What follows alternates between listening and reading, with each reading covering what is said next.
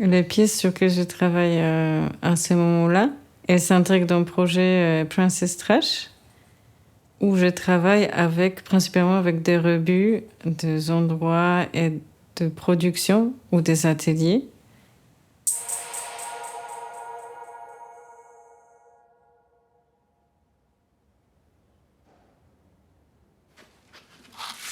Comme je commence une nouvelle pièce, d'abord il y a un travail de récolte et de création de ce que j'appelle un alphabet. C'est-à-dire je récolte des matériaux et des éléments et je mets tout ça avec la terre fraîche. Ça m'arrive de cuire mes pièces plusieurs fois, de les casser et recomposer. Le point de départ de ce projet, c'est une idée romantique et un peu utopique du perpétuum mobile. Donc une machine qui s'alimente, une fois lancée, elle s'alimente tout seul, elle reste en mouvement. Donc j'ai cet rêve utopique de créer une pratique circulaire qui est forcément liée à une inquiétude d'un futur incertain.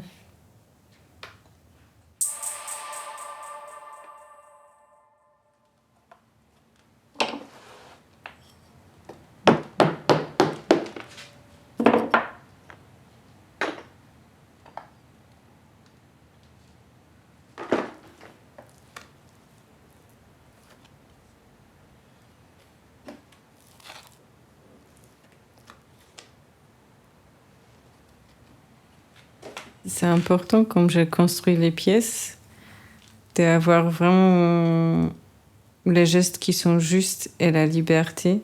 Et je pense que ça vient avec l'expérience que, comme on pose nos bouts de terre, si c'est un boudin ou une plaque ou une pièce cuite, le geste, il est assez juste et précis.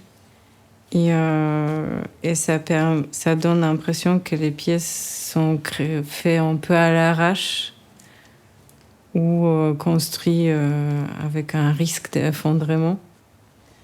Et c'est vrai que on a l'impression qu'elles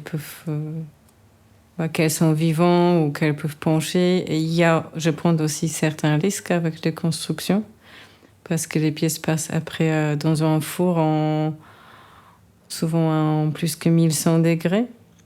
Donc il y a certaines matières qui vont fondre, il y a certaines matières qui vont pas bouger, donc on peut avoir des fissures et des accidents.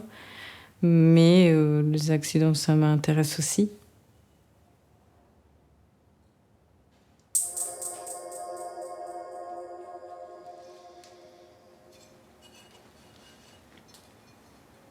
J'ai une certaine fascination pour le contraste. Donc dans mes pièces, on voit pas mal de la terre crue ou la terre nue, avec des émaux brillants, avec des couleurs intenses. Et je me demandais à un moment où ça venait. Et je vois les liens avec mon histoire personnelle. J'ai grandi dans la Pologne des années 90, où c'était un moment de grand changement, de sortie du socialisme et une époque du capitalisme. J'ai encore des images de bâtiments en béton, de modernistes, avec des panneaux très colorés, avec une monde très brillant, éclatant qui arrivait. Et aussi les deux cultures qui sont en moi, qui sont vues comme des cultures contradictoires, contrastées. Donc je fais vivre les deux éléments ensemble. J'ai besoin pour ça. Ce qui est très très important, c'est ce fait que les pièces sont créées librement et que je me permets de faire ce que j'ai envie de faire et que je pense pas au fait que non, cette matière, il faut les pas traiter comme ça, ou la porcelaine, il faut qu'elle est fine, et pourquoi elle peut pas être épais. Pour moi, c'était nécessaire de partir de mon pays aussi pour se permettre de se donner cette liberté de création et de faire des choses qui ne se permettent pas, peut-être comme on est enfermé dans nos catégories ou dans nos codes culturelle et sociale.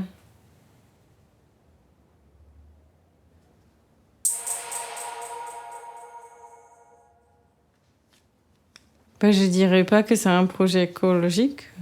En tout cas, il y a beaucoup de gens qui disent que c'est un projet de recyclage, mais c'est pas que ça.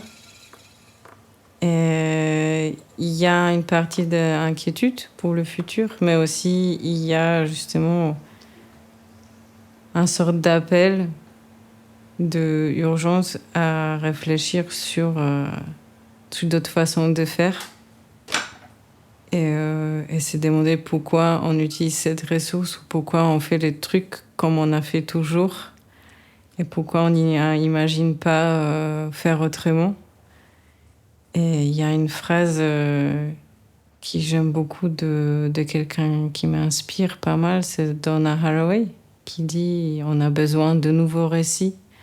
Donc avec ce travail, j'essaie aussi de rencontrer de nouvelles histoires. On ouvrait d'imaginaire pour de nouvelles possibilités de créer et d'être. L'histoire est toujours rencontrée par les gagnants, donc par les gens qui sont au pouvoir ou par... Il y a un groupe qui décide quelle histoire va être rencontrée et quelle va être oubliée. Si quelque chose se produit dans une manufacture, on va voir le produit fini, mais on va jamais voir les tas de rebuts.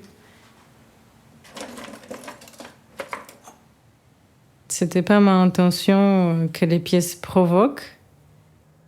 En même temps, je suis bien au courant qu'elles sont perturbantes pour certaines personnes.